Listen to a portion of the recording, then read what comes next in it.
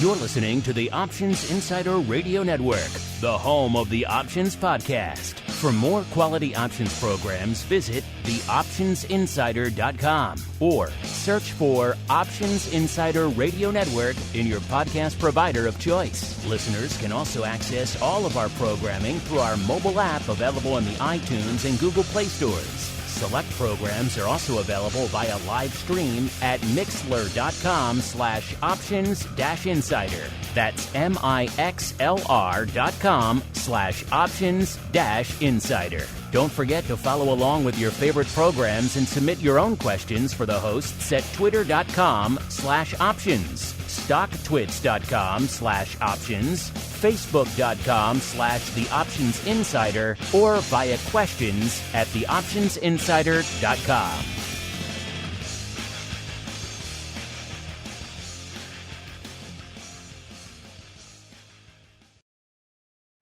Bitcoin, Ether, Ripple, Litecoin, and more. Cryptocurrencies and other digital assets are taking the financial world by storm. This exploding market provides everything a savvy trader needs: volatility, volume, and liquidity. Provided you know how to find it. That's where we come in. Welcome to the Crypto Rundown. Each week, we'll break down the latest trading activity, trends, and developments on everything from coins to tokens, futures, and even OTC options. If it's moving the crypto markets, then you'll find it on the Crypto Rundown. This program is brought to you by Genesis Volatility, also known as GVol, home of institutional-grade crypto options analytics. Whether you're trading CeFi options or DeFi options, cryptocurrencies move. Use GVol Analytics to analyze implied volatility, model realized volatility, structure positions, and unlock alpha. For more information, visit gvol.io. That's GVOL.io. Now it's time to dive into the exploding world of cryptocurrencies and digital assets. It's time for the Crypto Rundown.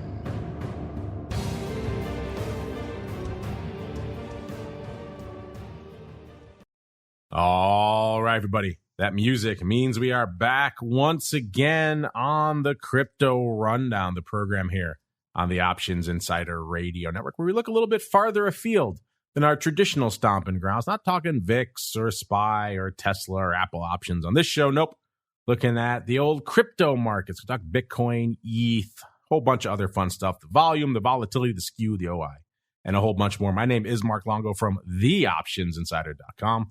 As well as, of course, from the ever exciting, at least we tend to think so, Options Insider Radio Network. Reminding you, if you want to go above and beyond, you want to get more than just the content that's coming at you on the on-demand side, you want to join us for the exclusive content like Options Oddities and, of course, our great pro Q&As like the one coming up tomorrow with Mr. Scott Nations, as well as, of course, get access to live streams and giveaways, all sorts of fun.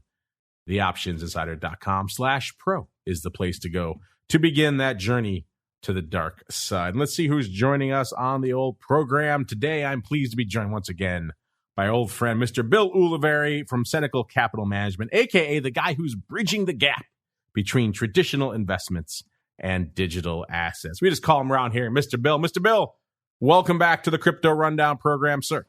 Thank you, Mark, for having me. This is great to be back. All right. With the team assembled, let us dive right on into the Bitcoin breakdown. It's time to explore the latest trending activity, trends, and developments across the world's leading crypto market.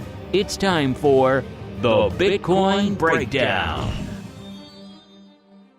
All right, everybody, welcome to the Bitcoin Breakdown, the portion of the show where we break down all the action in the world's leading digital asset. Yes, we're talking about the big dog, which is Bitcoin, which is kind of about the same size this week that it was last week. On the end of our last show, it was 23,968. And kicking off today's show, we're at a 24,100. So we're up a whopping 131 points from where it was this time last week. Had a little bit more of a range outside of our show-to-show metric. So it got as high as almost 25,000, 24,900 back on just last night, Sunday night. And then the low came after our show last week on Tuesday of 22,778. So a little bit wider range, but not the craziest week we've seen out there. Mr. Bill, it's been about a month since we've checked in with you out there. Obviously, since the last time we chatted with you, Bitcoin has had a bit of a resurgence, a bit, nothing huge, but nothing, it's not back below 20,000 either. So what are your thoughts on the price action we've seen on Bitcoin this week and indeed since the last time we chatted, sir?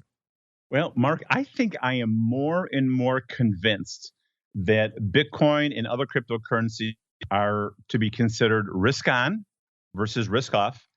And if you look at these charts of Bitcoin, Ethereum, and the other cryptos, man, they are remarkably similar to IWM Russell 2000, QQQ, NASDAQ 100, S&P 500.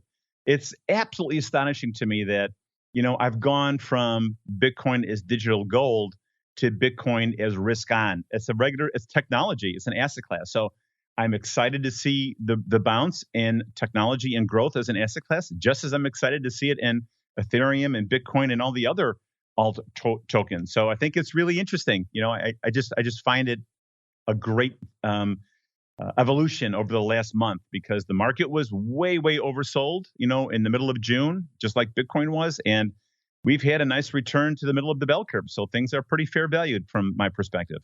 That seems to be what we're seeing out here on the vol front as well. By the way, all these analytics coming at you courtesy of our friends over there at Genesis Volatility, gvol.io.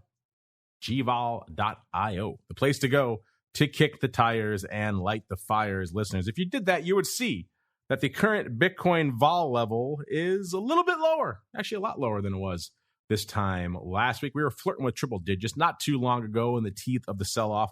We have since come down off those levels. Listeners, we continue to come down. Last week on the show, we were at about exactly a 70 in Bitcoin vol. This week, about 63 and a quarter. So down nearly 7 points yet again this week as Bitcoin vol continues to erode as we're in this gentle updrift with the kind of a quiet range. Of course, we are also recording this, listeners, right smack dab in the middle of August.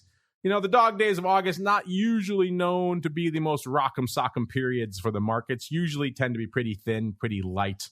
It's usually mid to late August and mid to late December, the two periods of the year where really you can count on not a lot going on. So we're seeing a little bit of that reflected out there. On the vol levels, our friend Mr. Simon Ho, his bit vol also reflecting a little bit of erosion out there as well.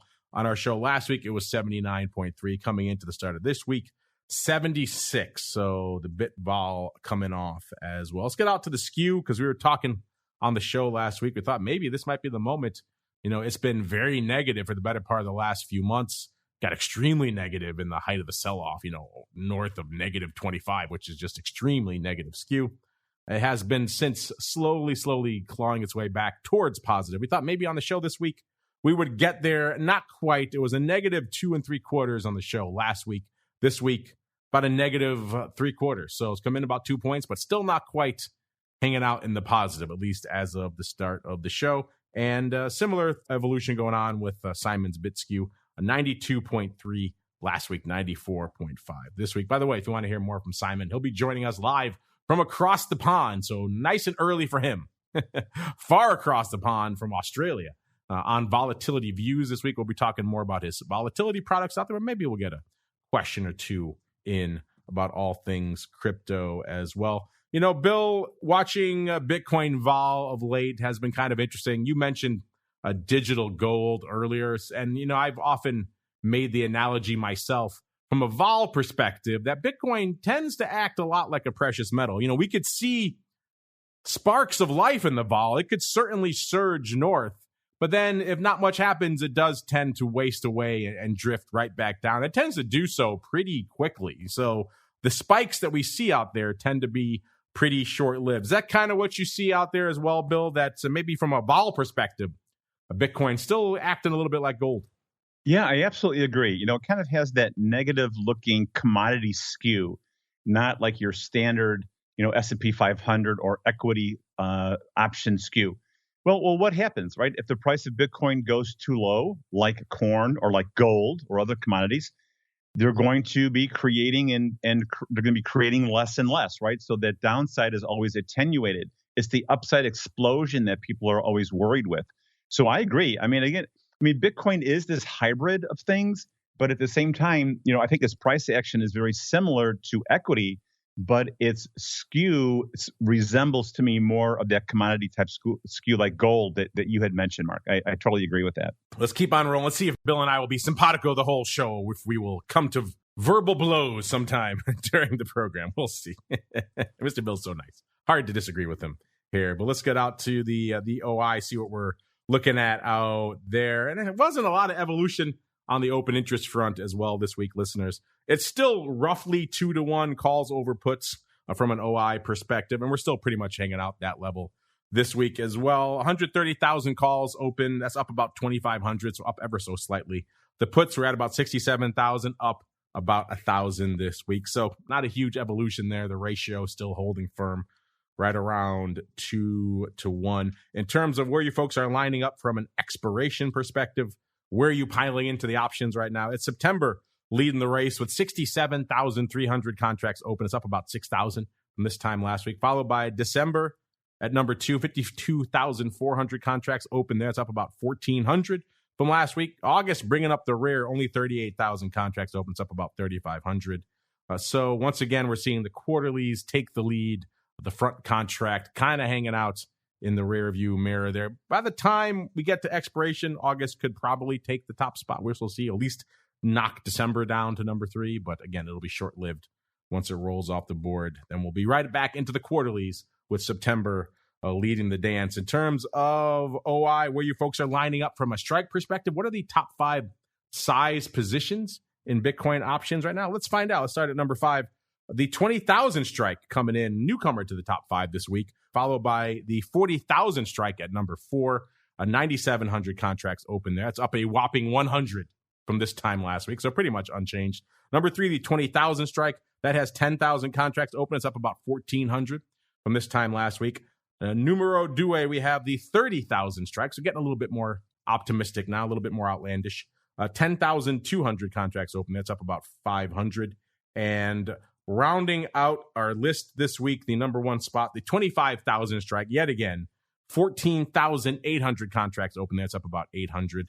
So, Bill, in the past, certainly towards the end of last year, we saw a lot more, dare I say it, optimistic positioning out there. We were seeing, 30,000, 40,000, 60,000 strike. The 100,000 strike was open for size. But with the end of the year, a lot of that paper rolled off the board. And for all of 2022, we've seen a lot more, dare I say it, relevant strikes dominating our top 5. The 20,000 strike, the 30,000 strike, things that we're already kind of hanging out at. So kind of interesting. Have you noticed this change as well? And what are your thoughts on the newer positioning we're seeing out there in Bitcoin options these days, Bill? Oh, gosh. Well, you know what? I struggle to find a connection between the strike price open interest that we saw back before, like you said, up in the 60, 70, 80, $80,000 range.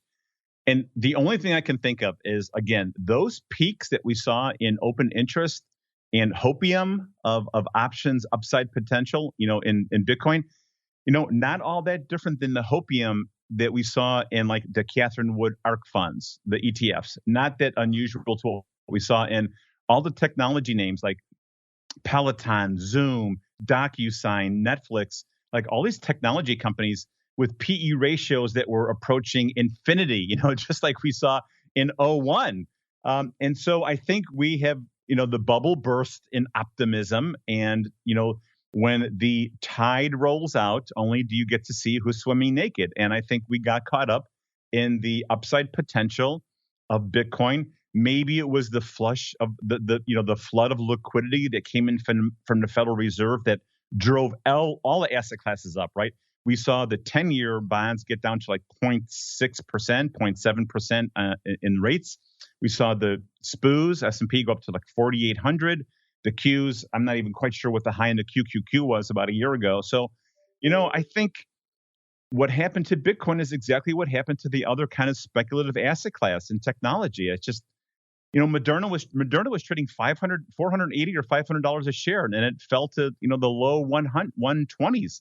Now it's back up again last I looked. But again, I just see Bitcoin suffering from the same thing all the other asset classes suffered from. So risk, Bitcoin's risk on, Mark. And I think we've come to our senses a little bit. We have come to our senses a little bit. I think I said 20,000 strike twice for the top 5. I think I meant the second one was the 45,000 strike listeners. So a lot of numbers flying fast and furious here on the show this week. Speaking of numbers, let's see what's going on from an overall volume perspective. It kind of was a quiet week. Like I said, we're kind of in the middle of August, not exactly known to be the most rock'em sock'em robots of weeks. The most active day was the 10th last week with nearly 15,000 contracts changing hands on Deribit, 14,800 to be precise. That's more than we saw in late July, but less than even last week. We saw 20,000 contracts going up. It's like 20,000 is really the barometer. If you get below that, it's a pretty quiet week. And we were back below that again this week. But again, it is August, so temper your expectations accordingly. Listen, let's get on out to the Bitcoin options. What's going on out there this week? We'll start with the big dog over there at CME. And, a decently active week, actually, all things considered. We saw 836 contracts changing hands last week. Doesn't sound like a lot. In most contracts, it would not be. But in these big 5X Bitcoin options that when they first launched were doing, 2 contracts a week, then maybe they got up to 20. Seeing nearly 1,000 going up in a week, that actually is a bit of a seismic shift for that contract, including nearly 190 going up on Friday alone. So a pretty active week. The OI is kind of right around 3,400 contracts, so that hasn't changed. But we are seeing more paper going up in the big Bitcoin options, which is at least a sign that someone or some funds are discovering these contracts. Of course, the fact that Bitcoin is substantially cheaper than it was earlier in the year also makes these contracts a little bit more attractive, a little bit more palatable than otherwise. When you're hanging out at 60,000 in Bitcoin, a 5X multiplier, that gets pretty pricey pretty quick for most people. Even most funds don't want to play at that point. The Bitcoin futures, kind of a quiet week for them. Again, it is mid-August. Unchanged was the OI this week, right around 12,400 contracts, same as it was last week. We saw 5,300 contracts going up on Friday, which is nothing really to write home about. Pretty quiet out there. Let's get out to the Bitcoin, the micro Bitcoin futures and options, the overall micro suite out. That's where more of you, I think, are intrigued. More of you are probably going to play. We saw about 6,700 contracts going up on the futures side. That was just on Friday, so decently active on the futures. The options are still kind of picking up steam. They're still kind of quiet. Only 700 contracts going up all of last week on the micro Bitcoin options, which is kind of interesting. I kind of thought these products would resonate a little bit more. Again, it is August, so temper your expectations accordingly. The OI on the futures side is down to 20,000 contracts. That's down about 3,600 contracts from this time last week. Mr. Bill, I know you've kept an eye on the CME offerings, even though you don't use them in your practice over there. Any thoughts on what we're seeing out there from a CME perspective? And have you changed your tune? Are you suddenly, since the last time I talked to you, are you slinging CME futures and options willy-nilly, sir? No, I haven't, Mark. Again, I'm a humble registered investment advisor. My clients don't really particularly like me swinging willy-nilly with their portfolios. But let's say that my focus hasn't been so much on mercantile products lately because Coinbase shares have been trading like crazy stuff. So my focus is I always like the next new shiny object, and Coinbase has been acquiring and taking my focus away from me, away from the mercantile and the other pure products. It's just some really interesting things going on out there. Massive pop out there on Coinbase since the last time we chatted, sir. For sure. Big move in that underlying stock as well. Speaking of big moves, let's see if we can find some out there in the altcoin universe. It's time to move beyond Bitcoin and find out what's moving the rest of the crypto marketplace. It's time to boldly venture into the altcoin universe. All right, everybody, it begins. It is time to explore the altcoin universe. And let's kick things off, as we always do, breaking down the top 10 assets out there from a market cap perspective. And our old friend Doge managing to slip back into the list this week. It got kicked to the curb last week, but it's back. All you Doge diehards, you'll be happy. We got Doge at just about 10.3 billion, so it still cost you a little over 10 billion in market cap to break into the top 10. That's a little bit higher than we saw over the last month or so out there, where you could sneak in with a little bit over 8 to 9 billion out there. Number 9, we've got Solana, 15.3 billion. So about a 5 billion jump from number 10 to number 9. So now we're starting to climb up a little bit. Number 8, Binance USD, 17.8 billion. Number 7, XRP, 18.25 billion. Number 6, it's Cardano, just a little bit shy of 19 billion. Number 5, good old BNB, 51.2 billion. So again, we have that huge jump from number 6 to number 5. Number 4, USD Coin, 53.5 billion. Number 3, it's Tether, 67, almost 67.5 billion. Numero due, it is ETH, 231.5 billion. And the big dog this week, looking a little bit bigger, 460 billion for Bitcoin. Let's get on out to the price action we've seen out there in ETH. And ETH has kind of been stealing the show over the last month. Bitcoin's been moving, but ETH has really been moving. It's been a decent week again this week as well. We are on our last show, we were at 1778. Coming in to start today's show, just a tick under 1900 listeners, 1897, up nearly 120 handles from where it was this time last week. We did break over 2000 again, ever so slightly. We got there to 2017. That was on Sunday. And on Tuesday, we were down at 1669. So quite the range for ETH on the week. Mr. Bill, I know when you're not looking at Bitcoin, you're keeping an eye on ETH. What was catching your eye out there in the price action this week, sir? Well, really interesting that, the Ethereum had a really good rally, as well as Ethereum Classic, which is kind of like Coke Classic, the original Ethereum chain. And so a lot of news about the merge, the new upgrade from, I guess you could say, proof of work status, proof of work to proof of stake, which is kind of like going from America, it's kind of like America Idol versus America's Got Talent. So in American Idol, you had 200 million or 150 million people vote during commercials for their favorite artist. With America's Got Talent, you've got 5 judges. So Ethereum is going to be going from proof of work, which is kind of like American Idol, where you have all these people in a decentralized community that are miners validating the network and doing all the proof of work to secure the network, to proof of stake, which is like America's Got Talent. You've got 5 judges or validators. Now, mind you, there's more than 5 people in the new proof of stake validator situation with Ethereum. But the more Ethereum you hold, the more voting rights you get. And so it'll be really interesting how this goes forward. If it's true that the new proof of stake for Ethereum can reduce energy usage by 99.95%. If it's true that creators that are minting non-fungible tokens and everything that is so expensive, the downside of Ethereum, the gas fees, if it can really be quote unquote cured and resolved with version 2.0 or the merge, then Ethereum is going to be an amazing token to hold on to. But we'll see what happens. I'm sure there's a couple of thousand hackers just waiting to exploit the jump from one bridge to the next. So we'll see how it goes. Yes, another tilt back in the favor of ETH and the epic ETH versus Solana. Which ecosystem will win out in the end? A lot of people have been swinging towards Solana, it seemed like, over the better part of this year. Maybe this will tilt some folks back in the ETH camp. Certainly, price action wise, it is certainly driving a lot of people back into the ETH camp, which is always interesting to see. Let's get on out to the vol, see what's going on. ETH has been hanging out at nearly triple digits for a while because ETH has been moving. It's delivering the vol. It was nearly a 97 on our show last week, 96.85. Coming into start of today's show, 88.70. So giving up some vol, but still pretty frothy out there. And again, it's merited. We had a pretty decent range out there for ETH over the course of the past week. Skew-wise, on our last show, we were just starting to get there, listeners, right? We were just ever so slightly negative 0.25. So effectively, we had a flat skew. And we thought maybe this would be the week we'd see the bias back to the calls. And yet this week, we're back to the negative 1.5. So still negative on the skew front, even though overall, open interest-wise, the bias is still clearly to the calls.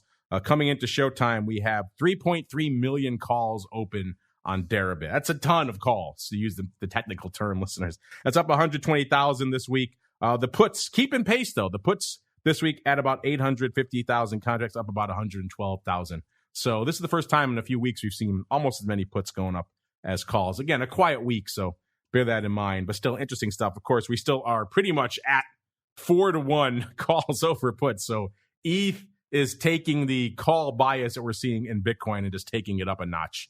So forget 2-to-1, even 3-to-1. We're going 4-to-1 here for ETH. And it's been hanging out at that level for some time, which again reflects I think, some of the sentiment we're seeing out there right now. A decently active week, all things considered. So a little bit more paper going up in ETH this week than we saw in Bitcoin, which also we saw, I think, a little bit more impressive range out there in ETH this week, which is probably why we're seeing a little bit more paper out there. 433,000 contracts. That was the most active day on Deribit this week. That was back on the 10th.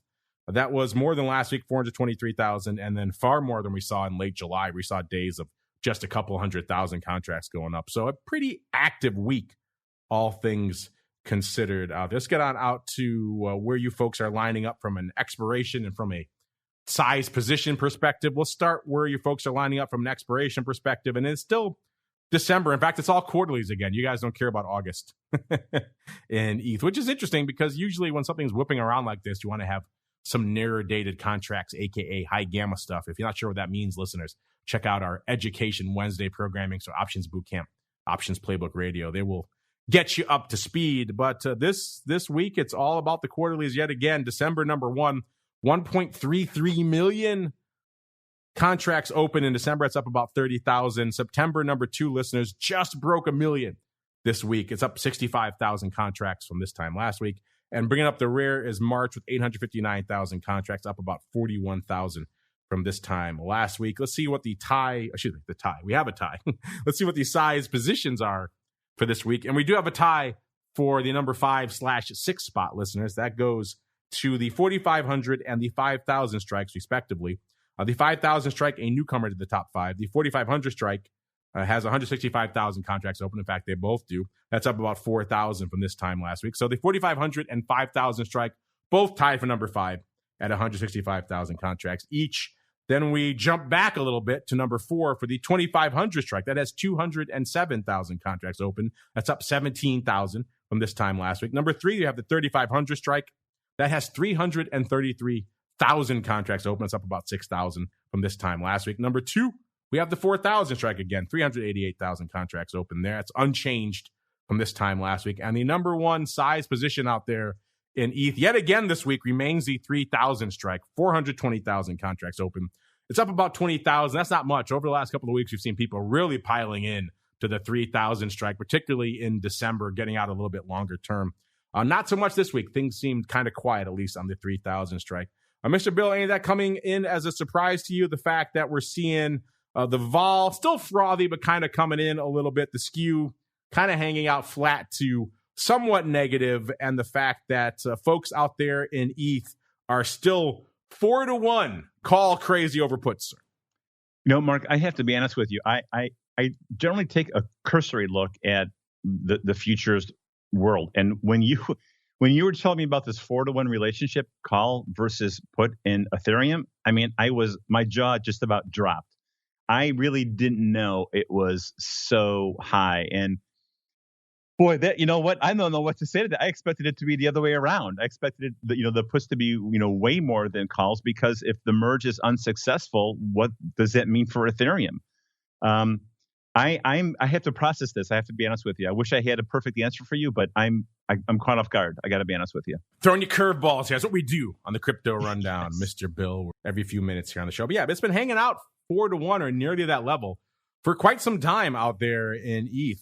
Folks are just piling in to that upside, particularly over the last couple of weeks. We've seen a lot of people piling into that 3,000 level kind of across the board. So intriguing stuff. We'll keep an eye on that as we roll on out to see what's going on out there on the CME ETH front.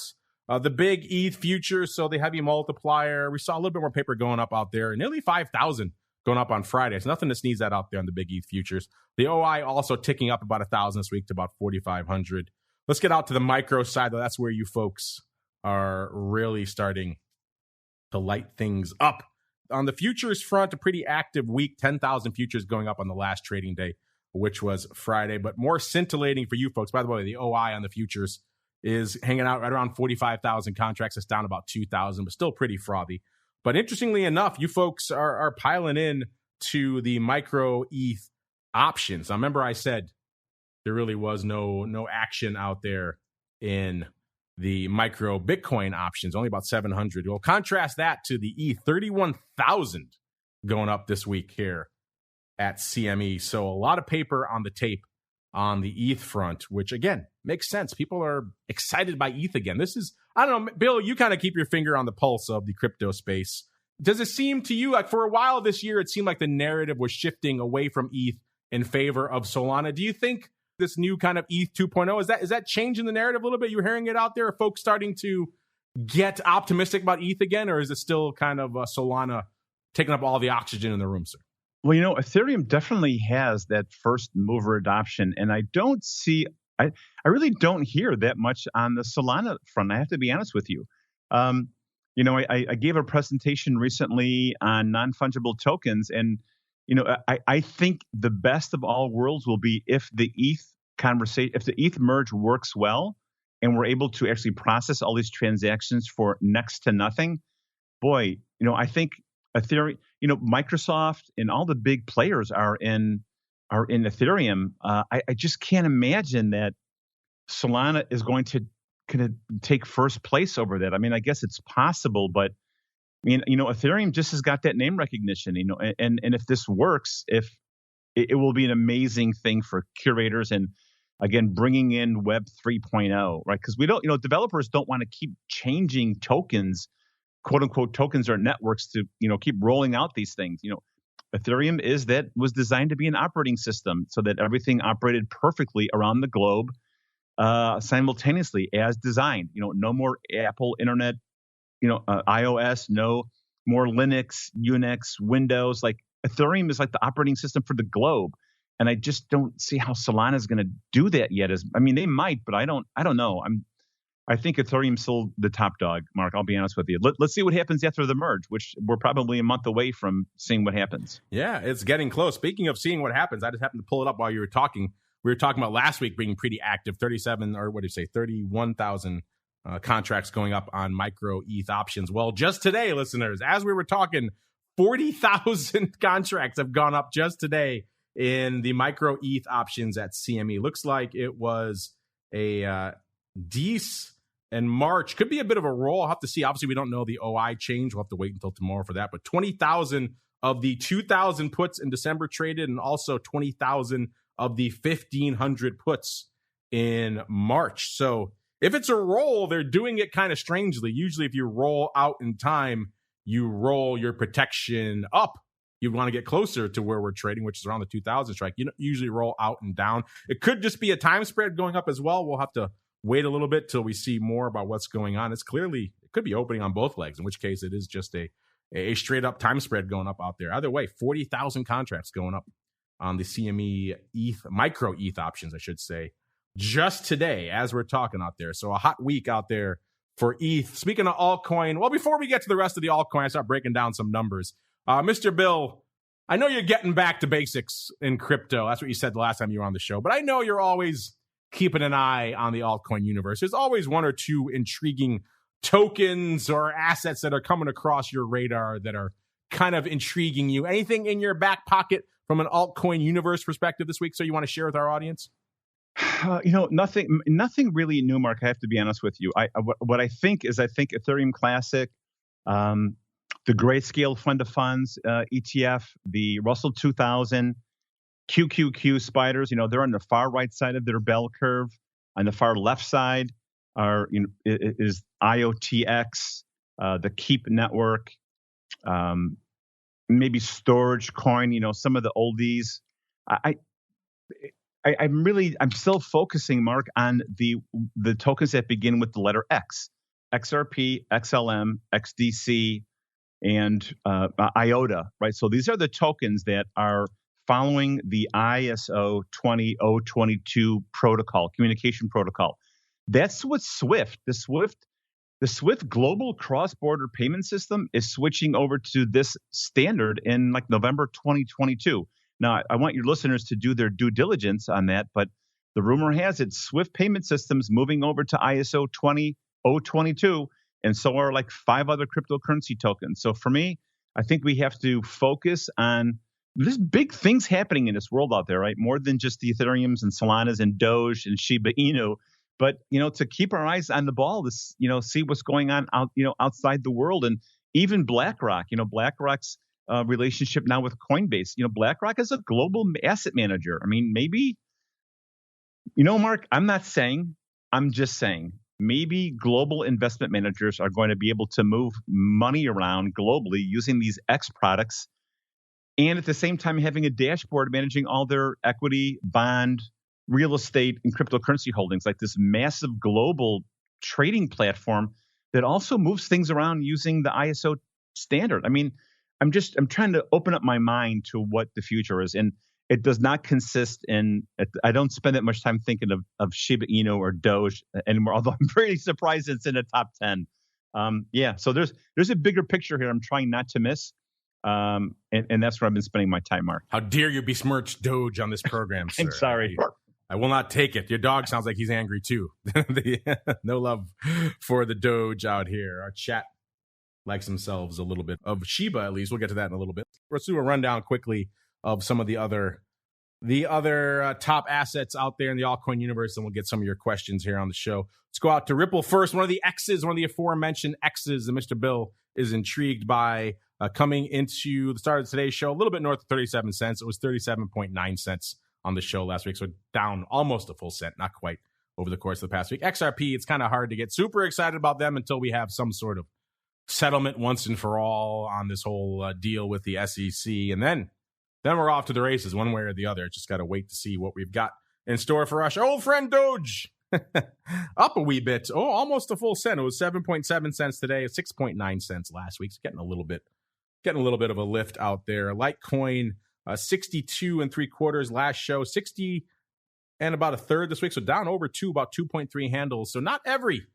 major crypto is up on the week, listeners. Cardano's getting a bit of a lift, though, this week. 53.2 cents last week, 56 cents even this week, up nearly 3 cents, about 2.7 cents over the course of the past week. Polkadot, 9 1/4 last week, 8.84 this week, down almost 40 cents on the week. Solana, 42.14 last week, 43.87 this week, up 1 3/4 over the course of the past week. We've been toying with adding Solana into the mix here on the show. Maybe we will.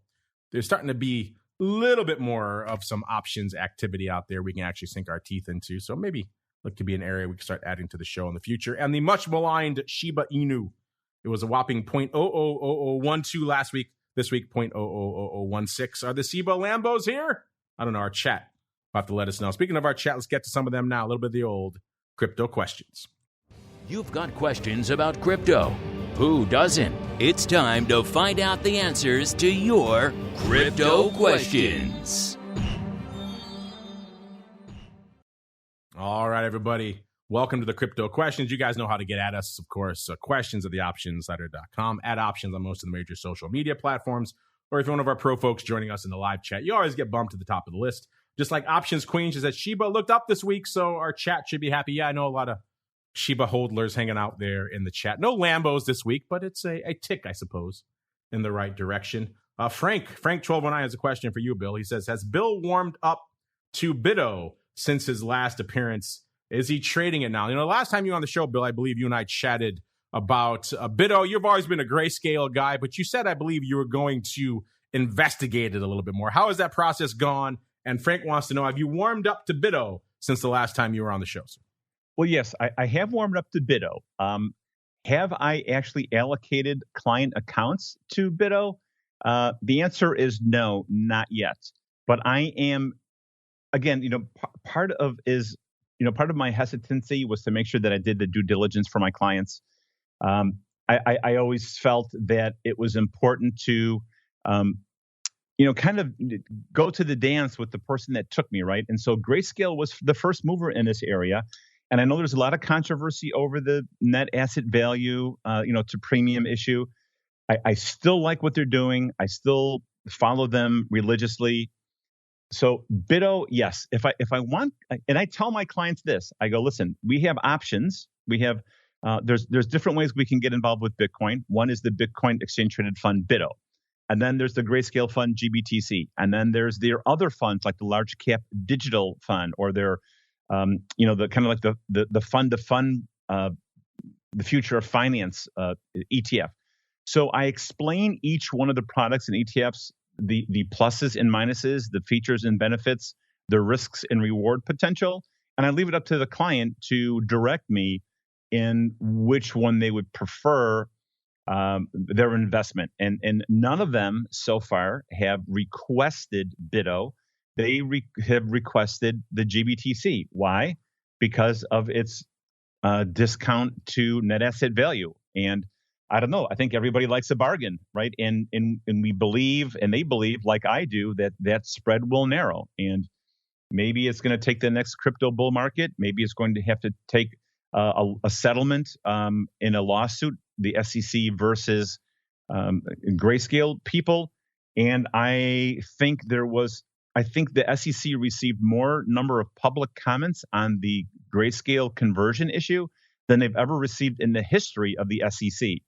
So let's see how it goes. I mean, we're still open-minded. I'm opening my mind to the different funds for sure. But right now we're still leaning heavily toward the Grayscale. And again, we're only talking about 3 or 4%, 5% max on the position for these clients. Only 1 or 2 of my clients are like, Bill, I own gold, and then here's X number of dollars. I want 100% in Bitcoin or GBTC or whatever it is. So that's their personal preference. They understand the risks involved. So that's where we're at. I leave it up to the clients to tell me how to direct their accounts, and that's what we do. There you go, Frank. Hope that answers your question. We'll get out of here on this fun comment here from J3 Dingle. He says, I hate crypto, so I never listened to this show. But I bet the recent episodes are/will be interesting! ! Yeah, they have been pretty interesting. Hopefully that's changed your tune, J3 Dingle. Hopefully you're going to hear this. Maybe you're listening to the show right now. If you're not listening to crypto, if you're not intrigued by all things crypto, there has been some action out there of late. You probably want to change your tune. Certainly a lot of price action over the last month. So if you're looking for a product that has some volatility, some volume, those are the 2 key things you need right there if you're a trader, right? You're looking for some of those 2 things, then crypto at least has got you covered. All right, everybody. That music means we've come to the end of another epic sojourn through the world of all things crypto. Before we go, Mr. Bill, do you have any thoughts from our friend here, J3 Dingo? Says he hates crypto, but he thinks things will be interesting. And then B, if folks want to check out what you have going on in the world of Cenacle Capital, where should they go? What should they do? Well, my only comment for J3 Dingle is, why do you hate crypto? I don't get that. On the next episode, let's find out. Let's field a question from Mr. Dingle. There you go. Find out why he hates it. But in terms of people wanting to get in touch with me, they can always visit our website at Cenacle Cap. That's CENACLE, CenacleCapital.com, or they can text the word blockchain to 22828. That's text the word blockchain to 22828 to get started. And and check out our newsletter. We've been a little bit slow to publish lately, but we're going to rededicate our efforts as we go forward, because we actually have a book in progress about estate planning, inheritance planning, and cryptocurrency. It's going to be designed for attorneys and estate planners. So we're looking forward to getting that out. It's going to be pushed to the editors pretty soon. So yeah, we've got a lot of interesting things going on. And of course, if they want their 401k, IRAs, or traditional investments managed by someone who is crypto friendly, then please give us a shout out. We'd love to have a conversation. There you go. Newly minted author soon to be, Mr. Bill here. We'll have to bring you back on, sir, when the book is out to get a little bit more of it.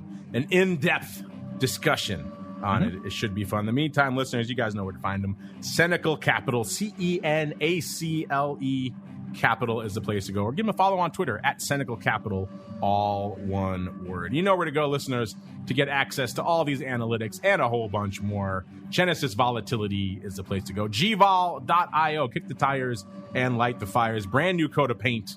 Great new slogan. So much edge, you'll cut yourself. You want to check out what's going on with these crazy prints going on at CME. They have all that data and a whole bunch more, Deribit, everything else. gvol.io. We got to get on out of here, listeners. That's going to conclude our broadcast day for today. Back again tomorrow with your pro Q&A with Mr. Scott Nations, answering all your questions about all things volatility. Like we said, Wednesday schedule in terms of the live is a little bit fluid. We've got, I'm going to be heading out over to Dan's live mastermind class there at the SIBO, right down the street here from the studio. So we'll be able to record an options boot camp. Whether or not we'll be able to stream it to you live is the question that's in the air right now. That depends on the logistics of the setup over there at the SIBO. But you will have an options boot camp on the network at the very least. And you'll have Brian on OPR. Thursday, of course, TWIFO and the option block. Friday, volatility views for all you pro folks, of course, options oddities. Then back again next Monday, another episode of the Crypto Rundown. Stay safe out there, everybody.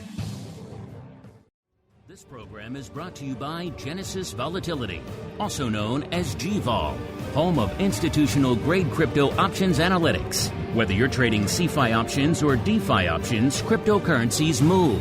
Use GVol Analytics to analyze implied volatility, model realized volatility, structure positions, and unlock alpha. For more information, visit gvol.io.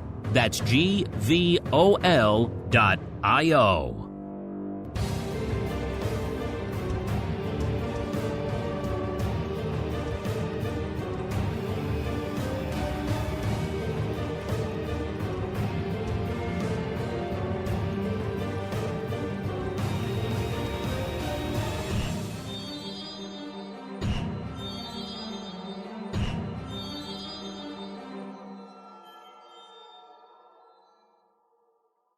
You're listening to the Options Insider Radio Network, the home of the Options Podcast. For more quality options programs, visit theoptionsinsider.com or search for Options Insider Radio Network in your podcast provider of choice. Listeners can also access all of our programming through our mobile app available in the iTunes and Google Play stores. Select programs are also available via live stream at mixlr.com/options-insider. That's mixlr.com/options-insider. Don't forget to follow along with your favorite programs and submit your own questions for the hosts at twitter.com/options, stocktwits.com/options, facebook.com/theoptionsinsider, or via questions at theoptionsinsider.com.